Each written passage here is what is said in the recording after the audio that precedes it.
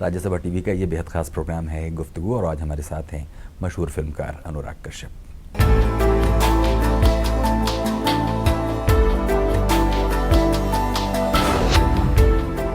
उत्तर प्रदेश के छोटे शहरों और औद्योगिक कॉलोनियों से शुरू हुआ अनुराग कश्यप का सफर उन्हें आज अंतर्राष्ट्रीय मंचों तक पहुंचा चुका है। महज 20 साल पहले फिल्मों की दुनिया में कदम रखने से पहले अनुराग कश्यप जिंदगी की पेचीदगियां समझने के 100 जतन करने में लगे रहे। किताबें, फिल्में, थिएटर, लेखन, गायन, गोया कलात्मक अभिव्यक्तियों और फक्कड़पन के बीच संतुलन बिठाते बिठाते कभी वैज्ञानिक बन जाने के धोखे में भी रहे। लेकिन मुंबई पहुंचने के बाद शुरू हुआ अनुराग कश्यप के जीवन का वो अध्याय जिसमें आज साल दर साल लिखी जा रही है कामयाबी की एक नई दास्तान। खून नहीं, खून खून खून खून खून। मैं मर्डर कर देता हूं। बतौर लेखक उनकी प्रमुख फिल्में हैं सत्या, कौन, शूल, जंग, नायक, पैसा वसूल, वाटर, शाकालाका बूम बूम। और बतौर निर्माता निर्देशक उनकी फिल्में हैं 5, Black Friday, No Smoking, Dev D, Gulaal, Udaan और गैंग्स ऑफ वासेपुर। हमारी जिंदगी का एक के मकसद है, बदला।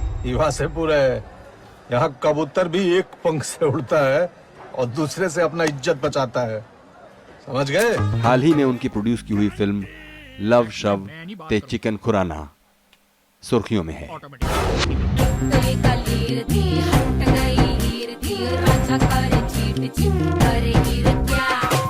लड़का गया हाथ से। स्वागत है अनुराग प्रोग्राम में। थैंक यू इरफान जी। मुझे बताइए कि फिल्मों के साथ ये जो आपका जुड़ाव है एक बहुत सरसरी तौर पर, बहुत स्केची अगर आप डिस्क्रिप्शन दें तो सिर्फ फिल्में ही नहीं बल्कि हम देखते हैं कि लिटरेचर भी, ड्रामा यानी थिएटर भी, और आखिरकार फिल्में। ये जुड़ाव आपका कहाँ से शुरू होता है? ये मेरा यहीं दिल्ली से शुरू हुआ था।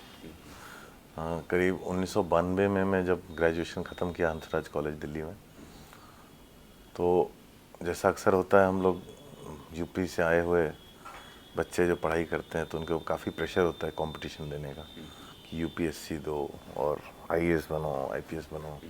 आपने कहा यूपी से आए हुए बच्चे, इसका मतलब आप यूपी से आए थे? मैं बनारस, मैं पिताजी आजकल बनारस में, मैं बड़ा बचपन पूर्वांचल में गुजरा, तो मैं वहीं से आया था। और पहले पूर्वांचल के कई शहरों में गुजरा या कई शहरों में मेरे पिताजी का ट्रांसफ़र होता रहता था। वो इलेक्ट्रिसिटी बोर्ड में थे, यूपी स्टेट इलेक्ट्रिसिटी बोर्ड में इंजीनियर थे। पहले वो बचपन ओबरा में गुजरा। ओबरा में जो मैंने गैंग्स ऑफ वासेपुर में शूट की, इसमें मनोज बाजपेयी का जो घर दिखाया पहला घर, उस घर में गुजरा।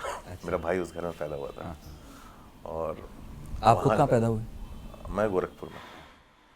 तो ओबरा याद है मुझे। और ओबरा के बाद में पिताजी का ट्रांसफ़र हुआ विद्युत नगर नाम से एक जगह बनाई थी टांडा और अकबरपुर के पास, फैज़ाबाद डिस्ट्रिक्ट में। तो हम लोग 1-1.5 साल फैज़ाबाद में रहे क्योंकि तब तक वो कॉलोनी बनी नहीं थी। जब वो कॉलोनी बनी तो हम लोग पहले लोग थे उस कॉलोनी में रहने वाले, विद्युत नगर में। तो वो बहुत अच्छी मेमोरी है। सरयू नदी के किनारे घर था और उसमें नदी में पानी होता था जो साफ़ होता था, जो कभी देखा नहीं उसके बाद। और कछुए हम लोग पकड़ते थे उसमें छोटे छोटे। उसके बाद जो है पिताजी का ट्रांसफ़र अनपरा में हुआ और वहीं रहे जब तक मैं बड़ा होकर वहाँ से निकल नहीं गया। दिल्ली आया पढ़ने में, और मैं पहले लखनऊ में कुछ समय तक रह के मेडिसिन के लिए तैयारी कर रहा था क्योंकि साइंस में मेरा काफ़ी साइंस की तरफ झुकाव था, स्पेशली बायोलॉजी की तरफ। लेकिन मेरे को डॉक्टर बनने का शौक़ नहीं था, मैं साइंटिस्ट बनना चाहता था। और वो कुछ हुआ नहीं। वो कॉलेज में आए तो 16 साल की उम्र तक तो आप सारे बॉयज़ स्कूल में पढ़ते हो। कॉलेज में आए तो पहली बार लड़कियां देखी तो होता है उस उम्र में पूरा ध्यान ही भटक गया, पढ़ाई लिखाई में मन नहीं लगा। और सिनेमा बहुत देखता था मैं बचपन से ही, लेकिन सिनेमा में कभी जाने का शौक़ नहीं था। सिनेमा एंटरटेनमेंट के लिए देखता था। अमिताभ बच्चन के हम लोग फ़ैन हुआ करते थे, बाद में हम लोग गोविंदा के फ़ैन हो गए। तो हम लोग सिर्फ सिनेमा देखते थे और लगता था कि कोई करता होगा, जैसे जादू की छड़ी होगी, ये लोग ऐसे नाचते हैं उछलते हैं। था 92 में मेरे साथ बहुत कुछ हुआ, 91-92 में, कि एक थे हमारे दोस्त मित्र थे जो काफ़ी पढ़ते थे, इंग्लिश लिटरेचर के थे, उन्होंने किताबें दी पढ़ने को।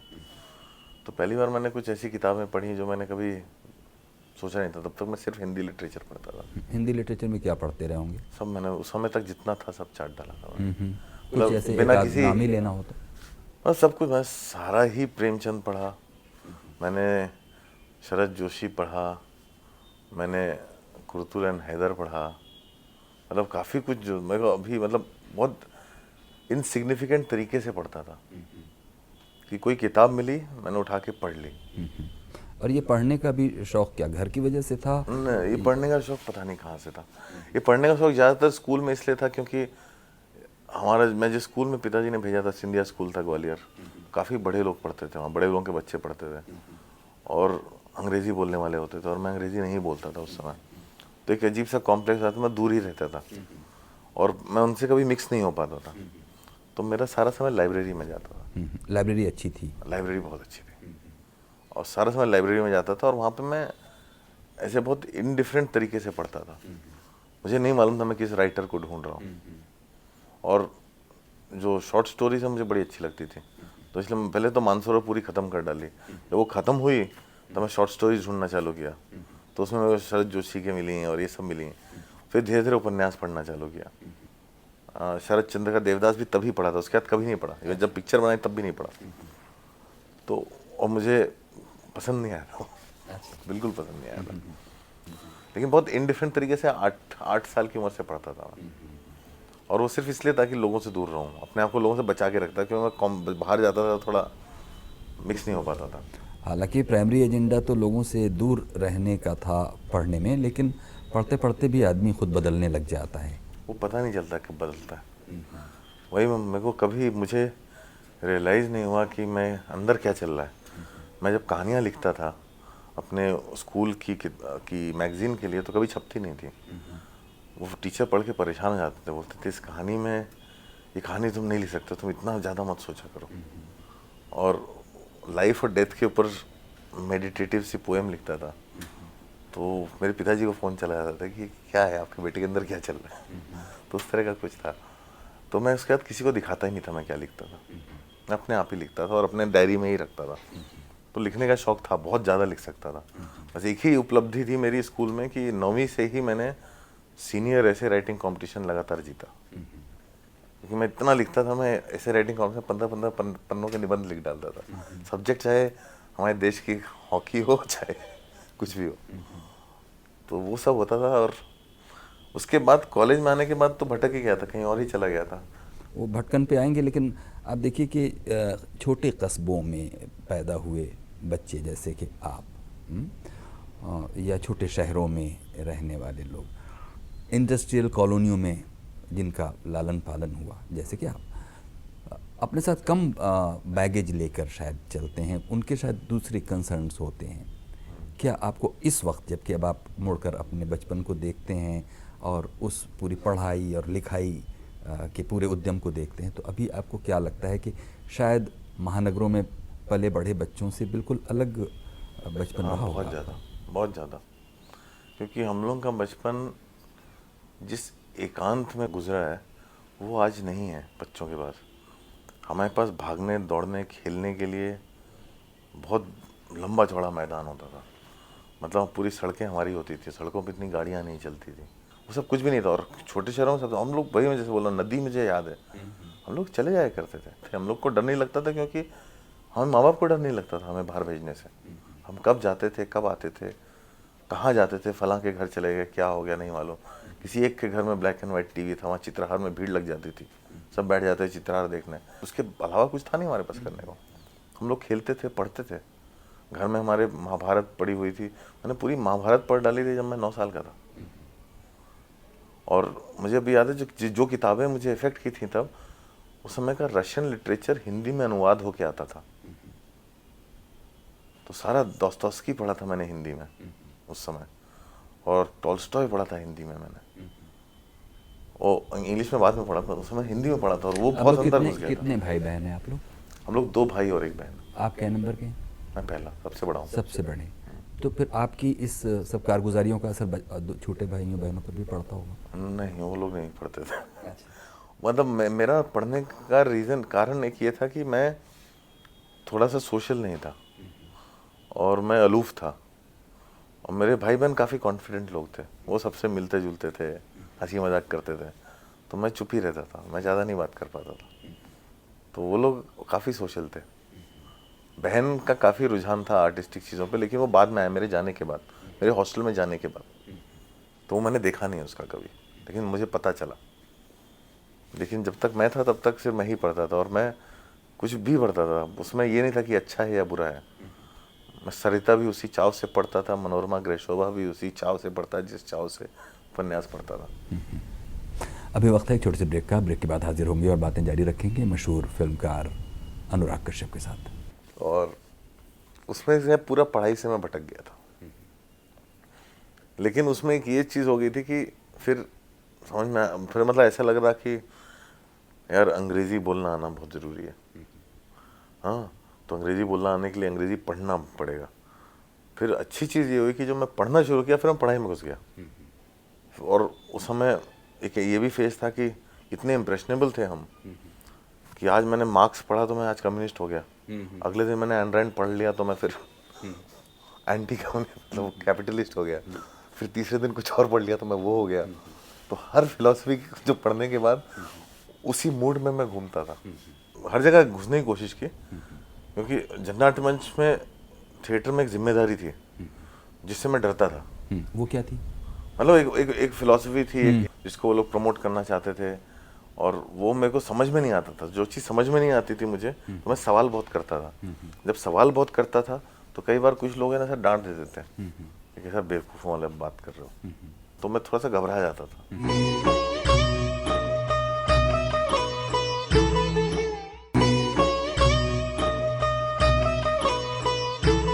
स्वागत है एक बार फिर से प्रोग्राम गुफ्तगू में। आज है हमारे साथ मशहूर फिल्मकार और पटकथा लेखक अनुराग कश्यप। अनुराग, आप कह रहे थे कि डॉक्टर बनने का शौक़ आपको नहीं था, और कुछ एक दौर ऐसा गुजरा जिसके बारे में आप कह रहे थे, और कहते कहते हमने आपको बीच में रोक दिया था। वो क्या दौर था जिसमें आप कह रहे थे कि वो थोड़ा मुश्किल से भरा दौर था? एक समय आया था जब कॉलेज में मैं भटक गया था। वो भटक गया था इसलिए क्योंकि आप पहली बार लड़कियां देखी थी। तो हमारे यहाँ तो अलग था, जब 16 साल की उम्र में जब आप लड़कियों से मिलते हो और बात करना चाहते हो और वो बात नहीं करती हैं, तो आपको लगता है आपके साथ प्रॉब्लम क्या, शायद आपने कपड़े ढंग के नहीं पहने हैं, शायद आपके बाल ढंग के नहीं हैं।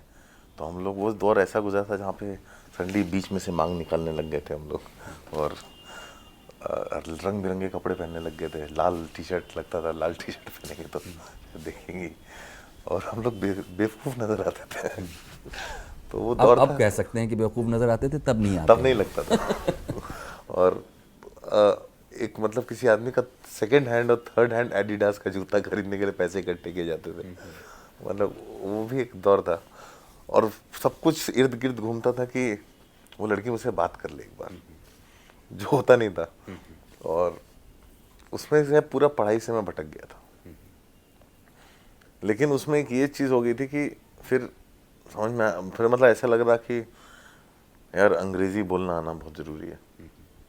हाँ, तो अंग्रेज़ी बोलना आने के लिए अंग्रेज़ी पढ़ना पड़ेगा। फिर अच्छी चीज़ ये हुई कि जब मैं पढ़ना शुरू किया, फिर मैं पढ़ाई में घुस गया। फिर मैंने एक नई दुनिया और डिस्कवर की। फिर मैं डिस्टिंक्टिवली पढ़ता था, क्योंकि जो पढ़ाने वाला होता था, जो किताब देता था, वो पहले से बता के देता था ये किताब पढ़ो, ये मतलब बहुत, ये जो राइटर है। तो मुझे किसी ने एक राइटर के बारे में बताया, वो काफका, मतलब आप शुरुआत ही कर रहे हो अंग्रेजी लिटरेचर, काफका से शुरू कर रहे हैं। तो काफका का एक उपन्यास पढ़ा तो मैं फिर सारे काफका पढ़ डाला। और उस समय एक ये भी फेज था कि इतने इम्प्रेशनेबल थे हम कि आज मैंने मार्क्स पढ़ा तो मैं आज कम्युनिस्ट हो गया, अगले दिन मैंने एन रैंड पढ़ लिया तो मैं फिर एंटी कम्युनिस्ट, मतलब कैपिटलिस्ट हो गया, फिर तीसरे दिन कुछ और पढ़ लिया तो मैं वो हो गया। तो हर फिलॉसफी जो पढ़ने के बाद उसी मूड में मैं घूमता था। फिर मेरा एक दोस्त था सुनीत सिन्हा, जिनका दिल्ली में एक्टर फैक्टर है, वो काफ़ी थिएटर करते थे। उन्होंने मुझे थिएटर से इंट्रोड्यूस कराया। वो जननाट्य मंच के साथ थे, तो मैं गया उनके साथ जननाट्य मंच में। मैं स्ट्रीट प्ले किया कई साल, और साथ में एक्ट 1 देखा इनके शर्मा का, उनके नाटक देखता था, हबीब तनवीर साहब के नाटक देखता था। फिर हबीब साहब के ग्रुप में घुसने की कोशिश की, जगह ही नहीं थी, तो मैं उनके टिकट बेचने लग गया। श्री राम सेंटर पे टिकट बेचता था, हर जगह घुसने की कोशिश की, क्योंकि जननाट्य मंच में थिएटर में एक जिम्मेदारी थी जिससे मैं डरता था। वो क्या थी? मतलब एक फिलॉसफी थी, एक सारा जो जिसको वो लोग प्रमोट करना चाहते थे, और वो मेरे को समझ में नहीं आता था। जो चीज़ समझ में नहीं आती थी मुझे, तो मैं सवाल बहुत करता था। जब सवाल बहुत करता था तो कई बार कुछ लोग है ना सर डांट देते थे कि सर बेवकूफ़ों वाले बात कर रहे हो, तो मैं थोड़ा सा घबरा जाता था।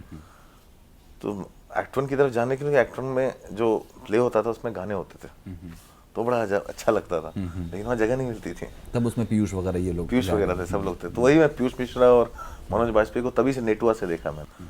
और वही एक था जब मैं यूपीएससी का एग्ज़ाम था और मुझे देना था और मेरे को देने का मन नहीं था, तो पिताजी को मैंने बोला मैं देता हूँ। एक्चुअली मैंने दिया नहीं था और वो एक साल जो उसी बहाने में यही सब एक्सप्लोर करता रहा। तो ये सब एक्सप्लोरेशन में मेरे को एक और लड़का मिला था, अनिरुद्ध वाहल। हम लोग मुखर्जी नगर में रहते थे और वो बांसुरी बजाता था और उसके पास पैसे नहीं होते थे, तो बांसुरी बजाता था लोगों के लिए, लोग उसको पैसे देते थे और वो एक कमरे में रहता था, मैं भी वहीं रहने लगा। और उसके साथ बैठ के मैंने बहुत कुछ पढ़ा। हम लोग ने एक उस हद पे भी गए, हम लोग जो एक टाइम पे किताब निकालने की कोशिश की, हाँ, कि हम लोग जो कुछ हमारे चारों तरफ हो रहा था उसका मजाक उड़ाते हुए एक स्लाइटली पोर्नोग्राफिक कार्टून की मैगजीन निकालने की कोशिश की, तो हम लोग को मार के भगा दिया गया। किसने मार के भगा दिया? जिस आदमी के पास लेके गए थे। हम लोग बड़ा बदतमीज लोग, तुम लोग पता नहीं कहाँ से आ जाते हो। और बस बहुत पॉलिटिकल चीज़ थी वो, लेकिन और पोर्नोग्राफिक थी। सो एक जगदीश शर्मा थे हमारे बहुत अच्छे जो कार्टूनिस्ट थे, तो उनके साथ बैठ के हम लोग करते थे। लेकिन फिर मुझे ना कुछ एक अजीब सा अंदर से हो गया था उस समय। तो ये लोग तो कुछ किए, मैं भाग गया बॉम्बे। वो फेस्टिवल हुआ 93 में, जहाँ पे मैंने बहुत सारी फिल्में देखी, और वो जननाट्य मंच में ही लोगों ने रिकमेंड की थी। प्रभात झा हैं जो भी आजकल यहाँ पे, प्रभात झा और जॉयसेन गुप्ता, उन्होंने बैठ के लिस्ट बनाई बाकायदा, और प्रभात झा ने बोला ये विक्टोरिया डीसी का देखो, हाँ ये सब देखो। तो मैं तो जो आदमी बोल दे मैं वो करने जाता था। उन्होंने बोल दिया देखो, तो मैं लिस्ट बना ली और बाकायदा सबके टिकट लेके लाइन में लग जाता था सुबह सुबह। और सुबह का पहला शो होता था, वहाँ से लेके शाम तक 5 शो दिन के देखता। 10 दिन तक मैं 50 पिक्चरें देखी मैंने।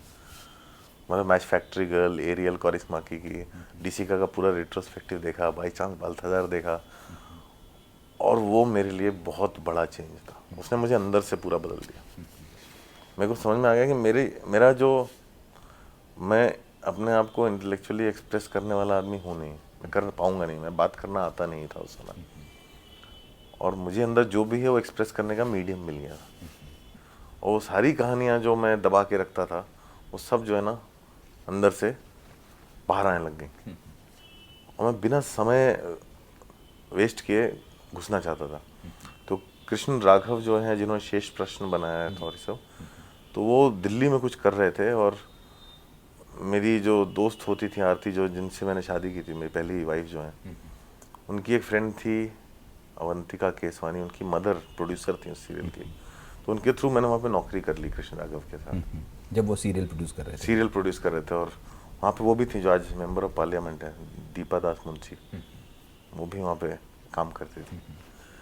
तो सब लोग जो हैं थे, और हम लोग आगरा गए वहाँ पे प्रोड्यूस करने के लिए, जो सारा सब कुछ वहाँ पे कुछ एक बहुत ही आइडियलिस्टिक आर्गुमेंट हो गया मेरा कृष्ण राघव जी के साथ, जिसके एवज में मैं छोड़ के चला गया और मुंबई आ गया, और फिर मेरी जर्नी वहाँ से शुरू हुई। अभी वक्त है एक छोटी सी ब्रेक का। ब्रेक के बाद हाजिर होंगे और बातें जारी रखेंगे अनुराग कश्यप के साथ। हमारा ये है कि अगर आपको इन आज़ाद आवाज़ें चाहिए फिल्म मेकर की, तो अगर 10 फिल्म मेकर है तो आवाज़ें 10 होंगी। वहाँ 10 फिल्म मेकर अगर फिल्म बना रहे हैं, उनका काम मेरे जैसे मैं सोचता हूँ उसको जो है प्रोजेक्ट करना नहीं है, उनका काम अपने आप को प्रोजेक्ट करना है। मैं अपनी फिल्म से अपनी सोच डालूंगा, वो अपनी फिल्म से अपनी सोच डालें, और 10 तरह की कॉन्फ्लिक्टिंग सोचें एक ही कमरे में रह सकती हैं बिना किसी हाथापाई के, और वहाँ पे एक ऐसी आज़ादी नचर करते, वहाँ कोई हायरार्की नहीं है। तो कल का आया हुआ लड़का भी मुझे मुंह पे जितना चाहे क्रिटिसाइज़ कर सकता है, और ये हम लोग अभी आज 4 से 5 साल हो गए हैं प्रैक्टिस कर रहे हैं, और अभी तक ना तो एक आदमी छोड़ के गया है, बहुत ही हेल्दी तरीके से फिल्में बनी जा रही हैं और लोग इकट्ठा हुए जा रहे हैं।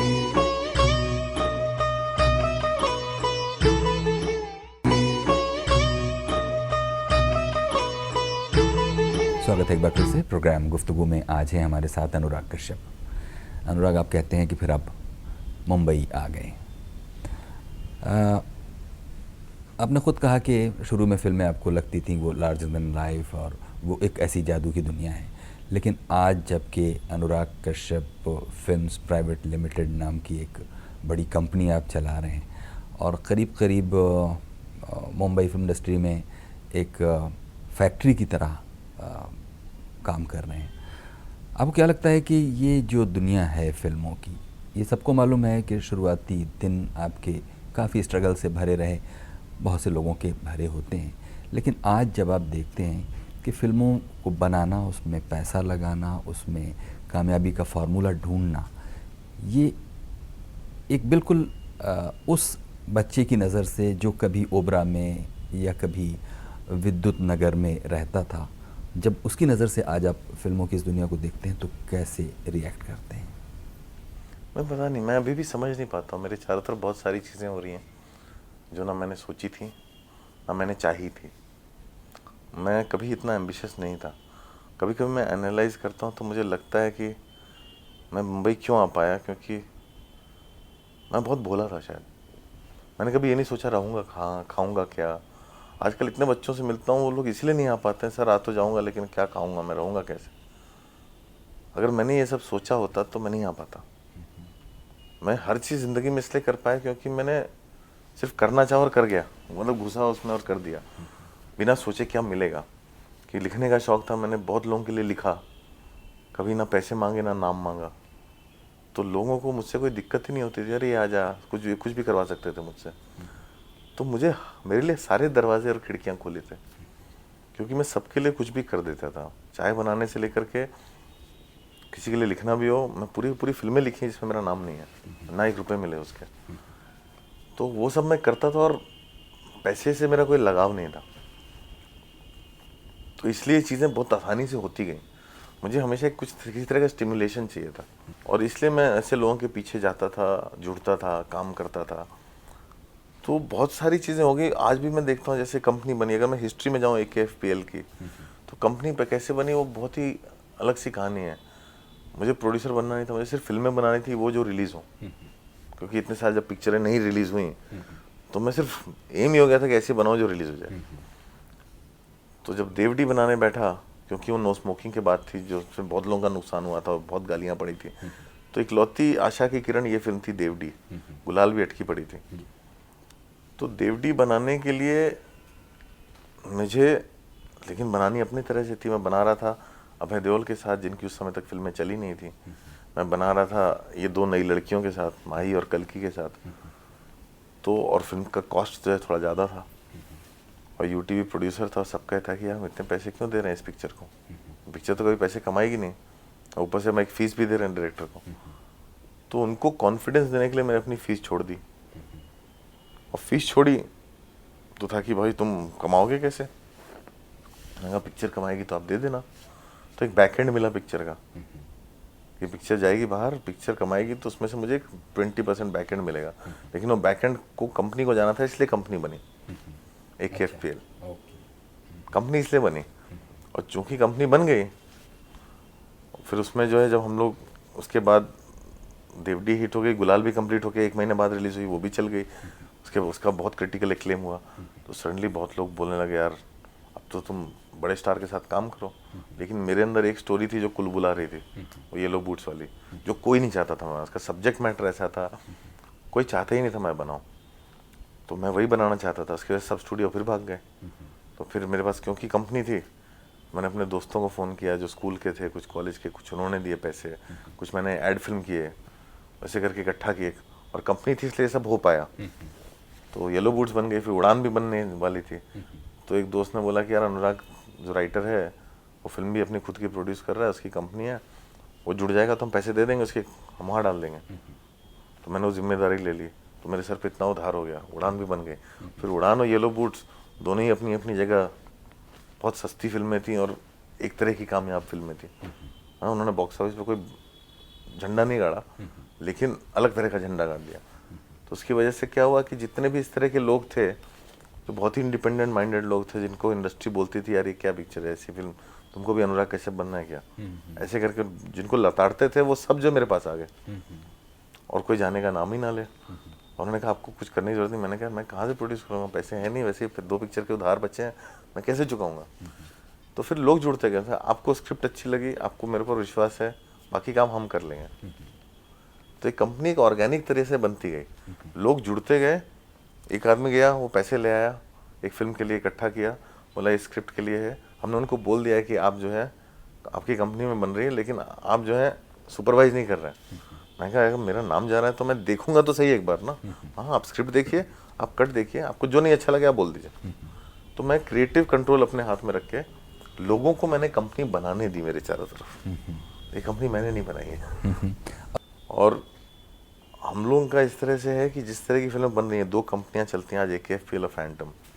एक फैंटम जो है वो बड़े काम करती है, बड़ी स्टूडियो के साथ रिलेशन के साथ फिल्में बनाती है, और जिसकी वजह से AKFPL एक आज़ाद कंपनी है, जहाँ पे डायरेक्टर की वॉइस जो है सर्वोपरि है। जो डायरेक्टर जैसा चाहता है वो वैसा बनाए, उसको उसकी आज़ादी, उसकी फ्रीडम मिले। और वो डायरेक्टर जगह जगह से आ रहे हैं और वही कंपनी चलाते हैं और वही फिल्में बनाते हैं। और गुनीत मोंगा जो है वो कंपनी चलाती है आज की डेट में, जो हम लोग इतने कोलैबोरेशन के साथ दुनिया भर की फिल्में कर रहे हैं, जो बहुत ही minimalistic, low budget, social context की फिल्में हैं, जो ज़रूरी नहीं कि एक भारी स्पीच या लेक्चरबाजी में घुस जाए, ज़रूरी नहीं, मतलब है ही नहीं वैसा, बट ज़िंदगी के और सोसाइटी के अलग अलग पहलुओं को के ऊपर वो सिनेमा बन रहा है वहाँ पे, और बहुत ही कम लागत में बन रहा है, बहुत ही नए और वास्तविक लोगों के साथ बन रहा है। एक जो पॉइंटेड एजेंडा होता है, वो क्या है अभी आपके पास रह गया हमारा है? एजेंडा सिर्फ इतना है कि एक डायरेक्शन, फिलॉसफी है जिसकी, जो मेरी है खुद की, जिसके ऊपर कंपनी चलती है, कि हम लोग फिल्म बनाएं, इतने कम में बनाएं कि वो किसी का नुकसान ना करे, किसी का घर ना तोड़े, और हर आदमी जो है जो फिल्म में जितना पैसा खर्च करता है वो उसकी जिम्मेदारी स्वयं ले, कि मुझे इतने रिकवरी करके इस फिल्म से बना के देना है। लेकिन अनुराग जी, ये तो उसका कारोबारी एजेंडा हुआ। अगर आप इसका जो कंटेंट एजेंडा देखें, क्योंकि कंटेंट एजेंडा सिंगुलर नहीं हो सकता सर। हमारा ये है कि अगर आपको इन आज़ाद आवाज़ें चाहिए फिल्म मेकर की, तो अगर 10 फिल्म मेकर है तो आवाज़ें 10 होंगी, आवाज़ें 10 होंगी। हम लोग बहुत ही डेमोक्रेटिक सेटअप है, उसका एक सिंगुलर सेटअप नहीं है। वहाँ फिल्म मेकर जो हैं, वहाँ 10 फिल्म मेकर अगर फिल्म बना रहे हैं, उनका काम मेरे जैसे मैं सोचता हूँ उसको जो है प्रोजेक्ट करना नहीं है, उनका काम अपने आप को प्रोजेक्ट करना है। मैं अपनी फिल्म से अपनी सोच डालूंगा, वो अपनी फिल्म से अपनी सोच डालें, और 10 तरह की कॉन्फ्लिक्टिंग सोचें एक ही कमरे में रह सकती हैं बिना किसी हाथापाई के। एक आर्ग्यूमेंट होता है, एक बहस होती है, जो हम लोग वहाँ पे नर्चर करते हैं, और वहाँ पे एक ऐसी आज़ादी नर्चर करते हैं, वहाँ कोई हायरार्की नहीं है। तो कल का आया हुआ लड़का भी मुझे मुंह पे जितना चाहे क्रिटिसाइज़ कर सकता है, और ये हम लोग अभी आज 4 से 5 साल हो गए हैं प्रैक्टिस कर रहे हैं, और अभी तक ना तो एक आदमी छोड़ के गया है, ना ही कोई ऐसी चीज़ हुई है जो बहुत ही मतलब कोई घबरा गया कि हम लोग गलत तो नहीं जा रहे। बहुत ही हेल्दी तरीके से फिल्में बनी जा रही हैं और लोग इकट्ठा हुए।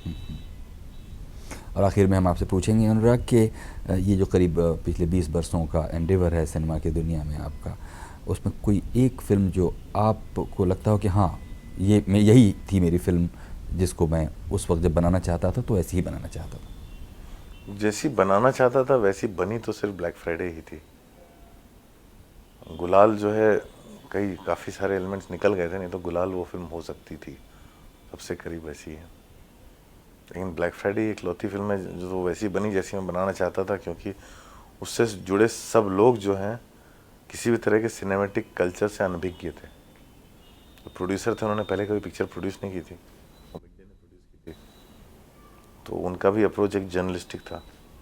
उन्होंने जो मैंने मांगा दिया बिना सवाल किए, तो इसलिए वो फिल्म एक बनी। उस फिल्म में जो प्योरिटी थी वो इसलिए हो पाई क्योंकि बाकी इससे जुड़े हुए सब लोग बड़े प्योर थे उस समय। तो फिल्म बहुत हद तक प्रोड्यूसर पे भी डिपेंड करती है कि प्रोड्यूसर को बदहजमी कब शुरू होती है। अब तो खुद आप प्रोड्यूसर हैं, उम्मीद है कि बदहजमी की चिंता भी अब आपको। हाँ, मेरे जो डायरेक्टर जिनका मैं प्रोड्यूसर हूँ वो एकदम आज़ाद फिल्में बना रहे हैं। जब मैं डायरेक्ट करता हूँ तो मेरे ऊपर एक स्टूडियो होता है जिसका पेट हमेशा ठीक नहीं होता। बहुत बहुत शुक्रिया अनुराग, हमारे साथ इतना वक्त देने के लिए। ये थे अनुराग कश्यप, मशहूर फिल्मकार, प्रोड्यूसर, स्क्रिप्ट राइटर। कुछ कहना चाहते हो प्रोग्राम के बारे में तो हमें लिखिए feedback.rstv@gmail.com पर।